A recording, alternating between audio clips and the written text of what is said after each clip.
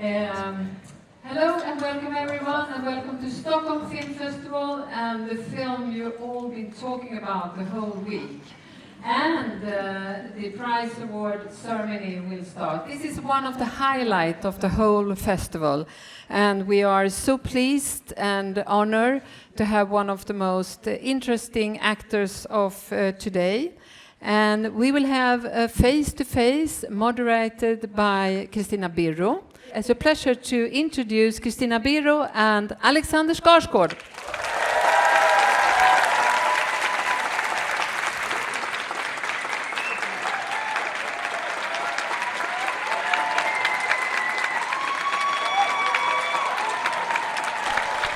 Tack så mycket. Welcome home. Thank you very much. We're going to do this in English because we have so many guests at the festival who don't speak Swedish. So, but if you want to passa på och say hey. Hej Stockholm. Hej. Och vilket gäng som sitter på första parketten. Wow. Yeah. There's an amazing group in front of us here. I want to introduce you guys as well. You guys represent 4 of the leather clubs in Sweden, which is all of them, I guess. And and the Sweden actually has, I was told, the oldest leather club, 50 years. So maybe can you guys just stand up and turn around? Woo!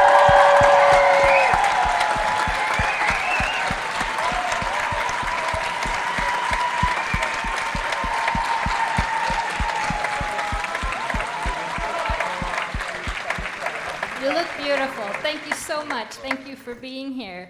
And thank you for being here. I'm very honored and happy to get to talk to you. We're going to cover Thrilled to be here. Thank you. a whole bunch of stuff. We're going to talk about your career. We're going to talk about your choices. Maybe a little bit of BDSM. Who knows? We get there. But let's start with this film, with Pillion, that the audience is going to see in a little bit. It's so romantic, it's moving, it's very, very hot. When it was first pitched to you, a rom-com about a sub-dom relationship, biker culture, a first-time feature film director. What made you say, hell yes, I'm strapping into that? Pun intended. Pun intended. It actually wasn't pitched to me. It was sent in an email with 5 other scripts, and which often means that it's not a high priority script. And what they often do is the agents will write like a log line, a sentence or 2 about the movie.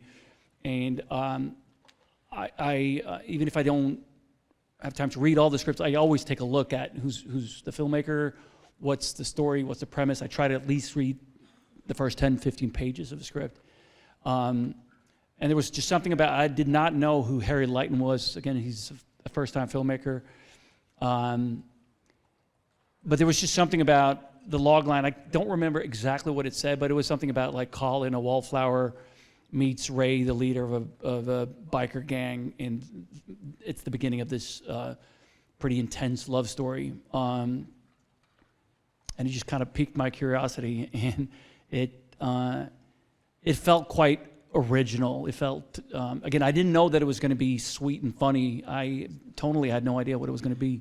But it was definitely enough to kind of start reading it, and then it was just an incredible script. It was so surprising in many ways. It was, like you mentioned, it was tender and awkward and weird and just felt real, and the stuff that my character's not in, the stuff with Colin and his family, the depiction of the parents was so beautiful and so different from what I expected, and it took so many different, so many surprising turns, twists and turns, and I find it quite rare to read something that's original or not derivative, and so I was thrilled. And then I had a conversation with Harry. It's confusing because Melling is the lead of the movie and Harry Leighton is the director, but I talked to the director, and he's 32 now, but he was 30 then, and again, it was his first feature, but he was just, it only took a few minutes, and then I was like, I want to work with this guy, his vision for it, the way he wanted to approach the subject, the group, these people, the way he talked about Ray, my character, was just really thrilling to me. We're not going to spoil it all too much, but as you said, I mean, you're EP on it, you're executive producer. I mean, this is a film that you really wanted to get made. And an integral part of your role as Ray and your research in it is GBMCC. They helped you out a lot. Tell us about them. Yeah, it's the gay biker motorcycle club in the UK. A lot of the guys that you're about to see in the movie are members of the club. And they're not all into BDSM. It's a club for gay bikers, so some of them are, some of them are not. There's also a couple of guys from BDSM scene in London, basically. But it was very important from when Harry was writing the screenplay, he reached out to these guys. And they weren't reluctant to meet with him, and they weren't suspicious, but again, I guess at that point he was like 28 years old. He hadn't done anything. He reached out and wanted to make a movie about your culture, your subculture. And I can imagine that a few of them were a bit reluctant maybe to let him in initially, or at least wary about how their culture was going to be depicted on screen and what his incentives were. Why did he want to make this movie and how did he want to make it? But by the time I came on board, they were fully on board and had been working with her for a year and were integral to shaping the script and giving it authenticity and incredibly generous and helpful with myself and Harry in the portrayal of it. And yeah, it's been. I think that's part of why we premiered it at Cannes, and 6 of the guys had taken their motorcycles from the UK and come down on their own dime to kind of be there at the premiere, and that meant the world to Harry and myself. Family. And That's yeah, the fact that they not only felt that it was that they could stand behind the movie, that we're proud of it, but that they've been so supportive, and they've been going to queer festivals, screening the movie, doing Q&As themselves, and it's been you'll see they're incredible in the film, and they made it what it is, I think. And there's some quite intense sex scenes. I mean, you worked with an intimacy coordinator. The first day of filming, I understand, with Harry Melling, the actor Harry, was the first day of rehearsals for a very intense wrestling scene that you had. What was that like? How did you approach the sex scenes in the film? Can I just say it was a learning experience for some of us stiffs. I had no idea that there's a successful and we're all friends here, right? A successful and an unsuccessful way to do a bootlicking. But I'm here to learn. And Harry Melling, the devoted actor as he is, he had practiced it quite a bit. Yeah, he did, I understand. But he was also he practiced it, and then you're about to see it, but he was almost too good because he's supposed to be a novice. It was supposed to be his first time. So there were a couple of takes where it's like, no, you know what you're doing, motherfucker. Stop. Because it's obviously him trying to figure out what my character wants him to do. The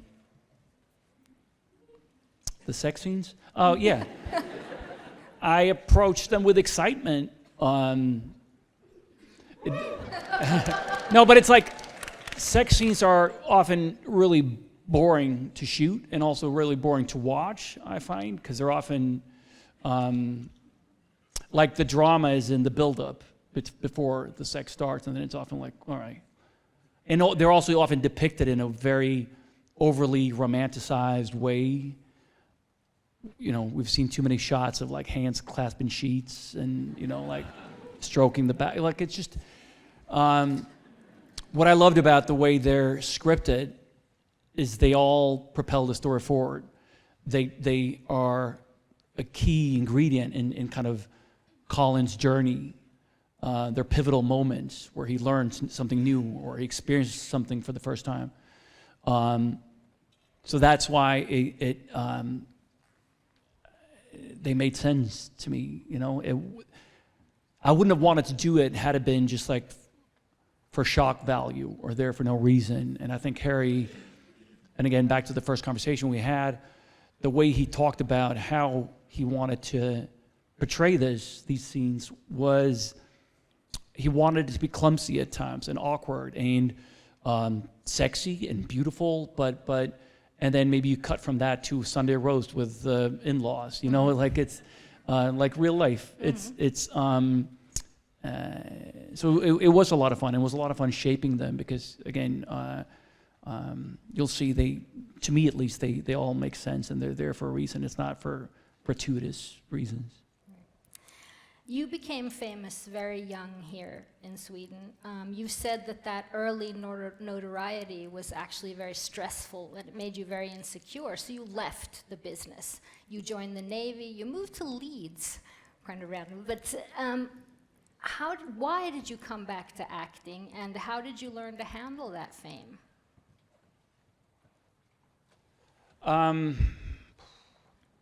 I wasn't very good at stuff.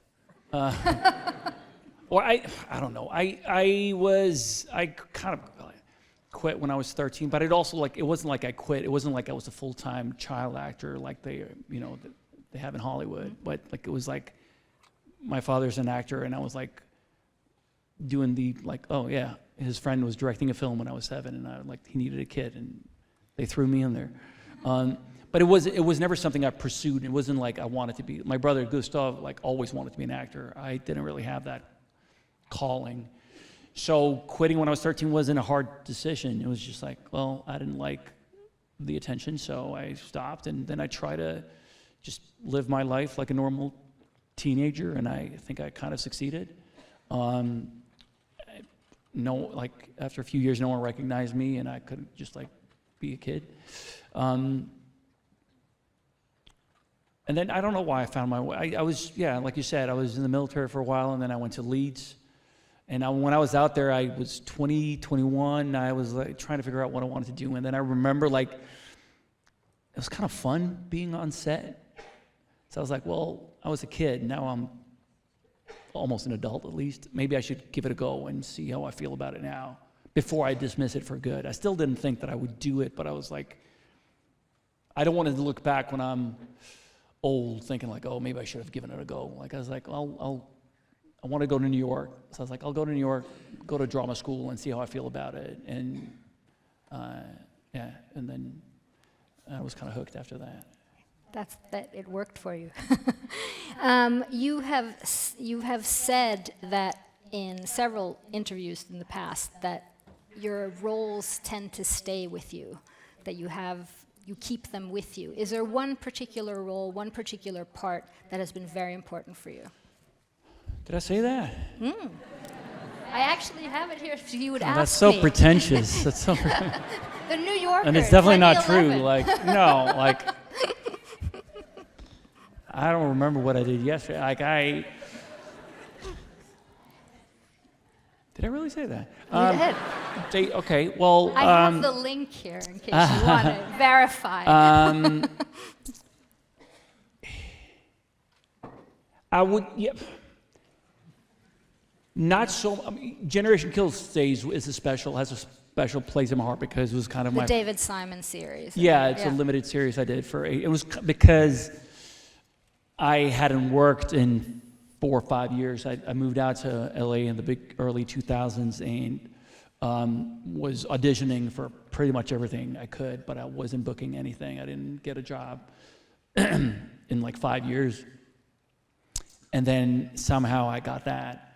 And it was I couldn't believe my luck because I had been auditioning for really bad stuff. And I was just desperate.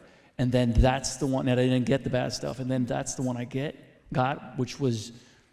It's a limited series for HBO about the war in Iraq, and it was based on a book that was incredible, and it was a real character with substance, and I could not believe my luck.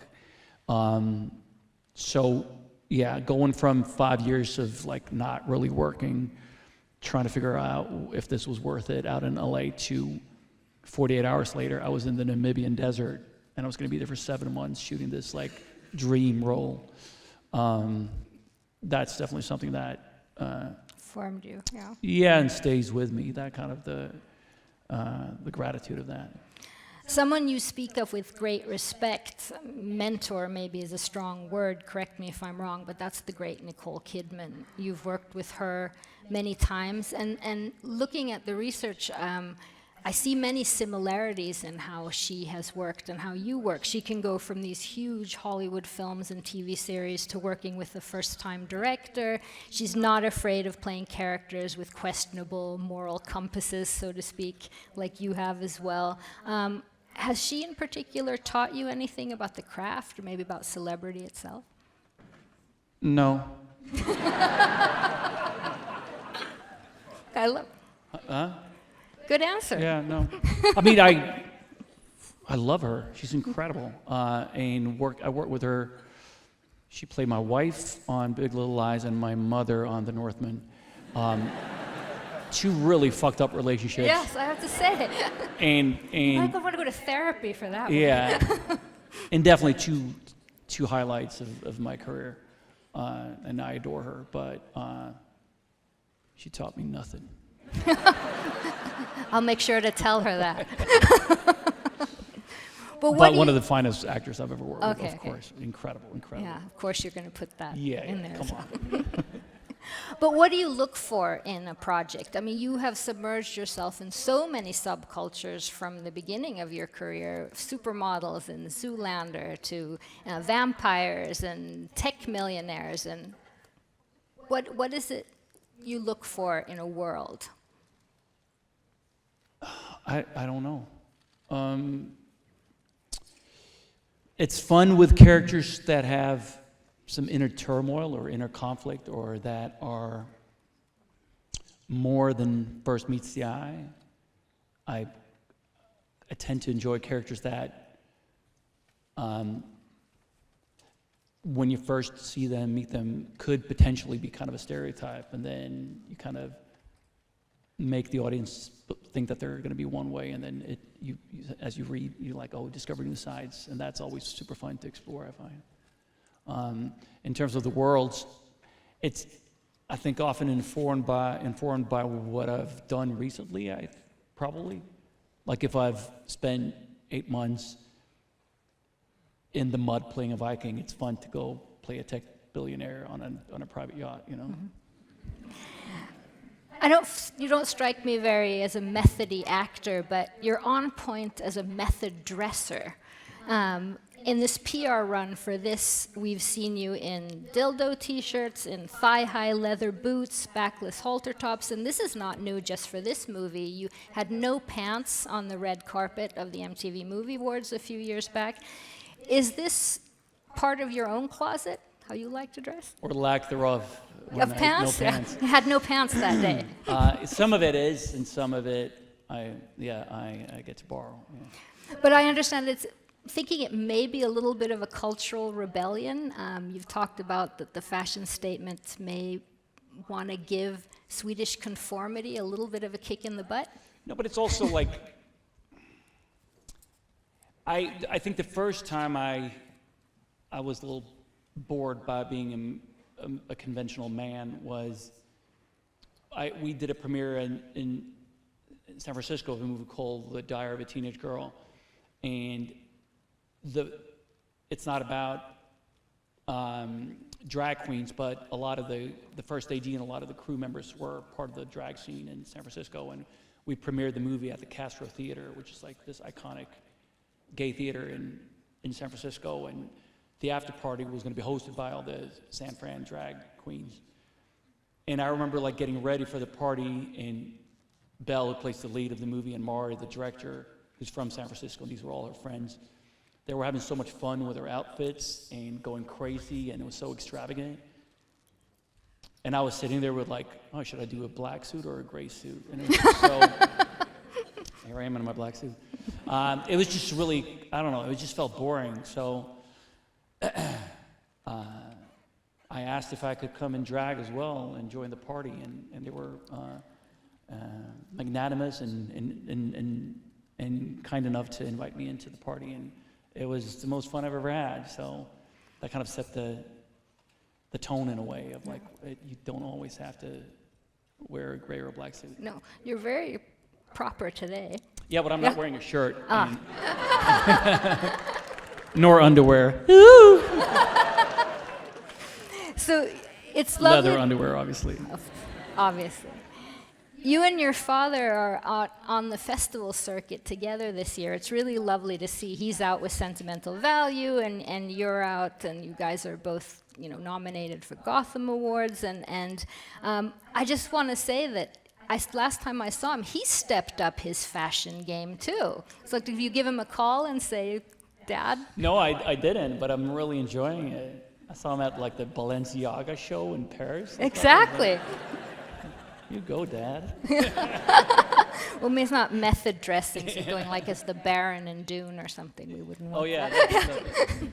But what's that like for you, kind of full circle, to be out on the circuit with your father and having success like that? Yeah. It is. I got to see his film at Telluride Film Festival in August, and he came to see Pillion at the same festival, and I'll never forget it. It was incredible to be there. It's if you haven't seen it, it's an incredible film, and I was incredibly moved by that. And plus, it's been a lot of fun to kind of. I'm going to see him in LA tomorrow. Like it's fun that we're kind of following each other around the world now. To go back to Pillion, I mean, it's a hard time for gay rights, for trans rights. What are you hoping that this film will do for the conversation? What you and Harry have discussions that you're hoping for? Well, I think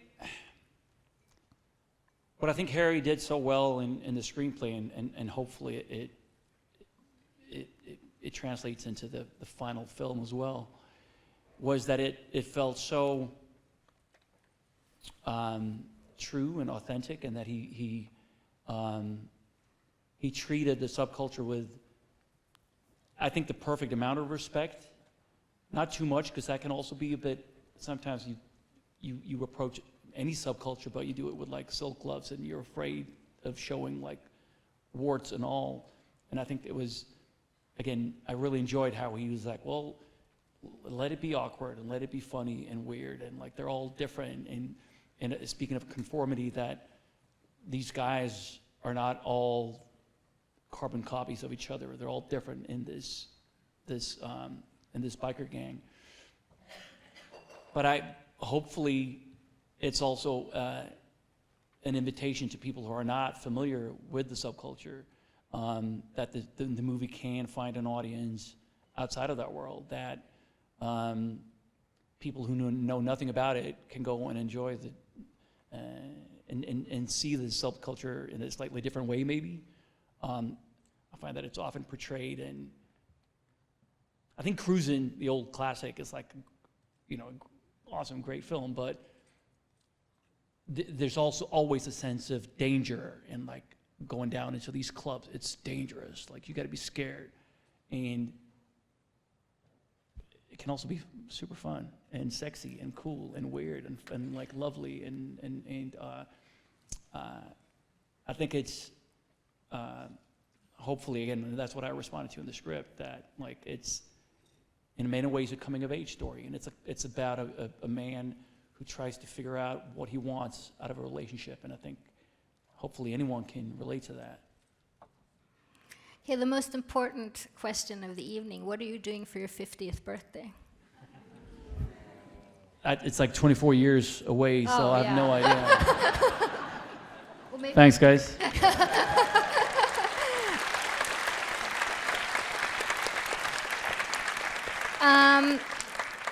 I want to congratulate you because you are getting the Stockholm Achievement Award and this evening, and it must be kind of full circle for you to come back and get this award where you started, right? Yeah, it really Yeah. is. It's very moving. It's very, very, very moving. So I am going to hand you over to Git and the Stockholm Film Festival, and thank you so much for talking to me. And Thank you. you want to send them off with anything before they see Pillion? Well, I ain't going anywhere. We're gonna keep talking for a little bit, I think, right? Yeah. So yeah. Thank you so much. Alexander Tack. Skarsgård.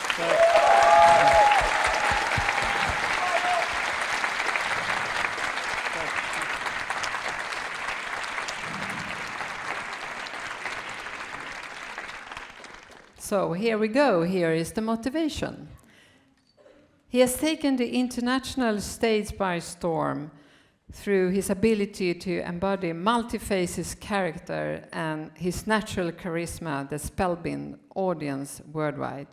During a career spanning 5 decades, he has challenged himself and his dramatic expression through roles that stretches the expression and challenge the limits what a human can hold. Time and time again, he has proven that vulnerability and brutality can be contained in the same gaze. Intelligent, powerful, and unexpectedly funny. This Nordic word star possesses a finely calibrated power that is just waiting to be unleashed. Like a roar echoes from the stand of Söderstadion all the way to Hollywood. We are incredibly proud to celebrate his career and unique artistic expression on his home turf. This year, Stockholm Achievement Award is awarded to one of the great actors of his generation, Mr. Alexander Skarsgård.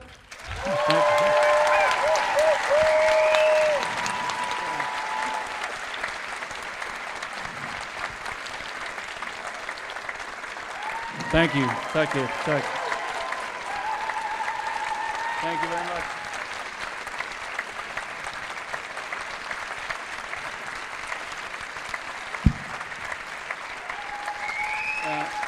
Thank you. Thank you. Thank you. Thank you.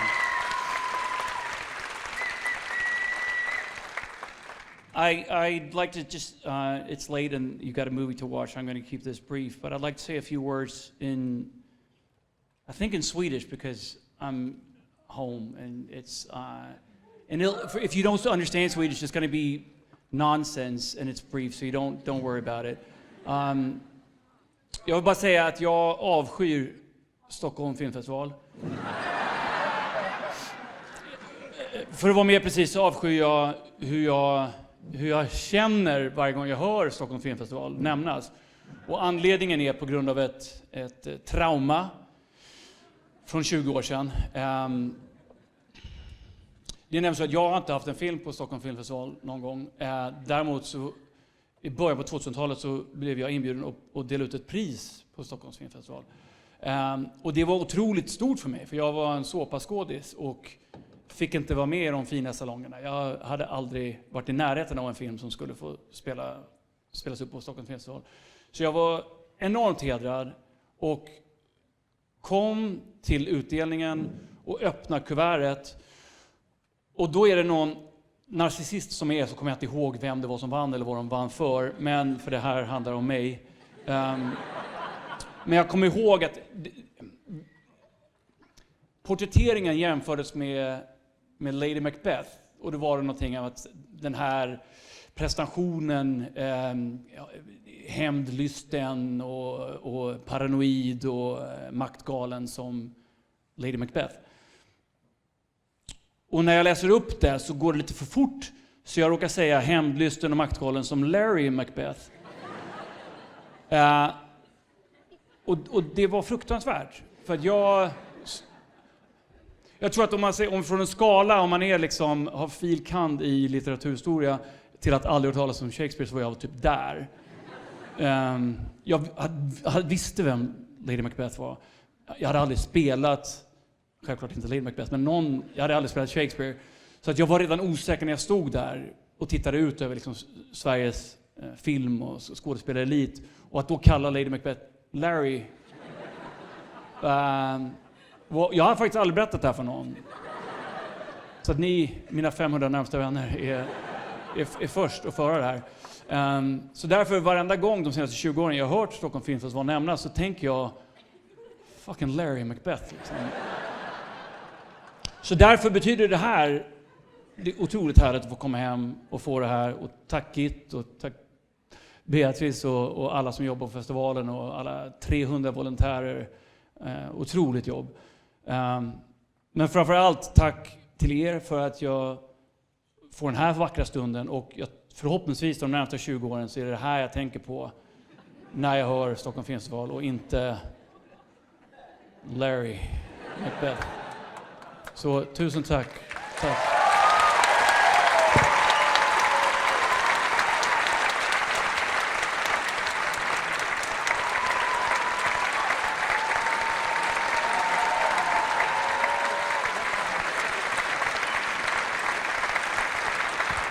Jag hoppas ni gillar filmen. Ha så kul ikväll. Det ser fantastiskt ut, grabbar.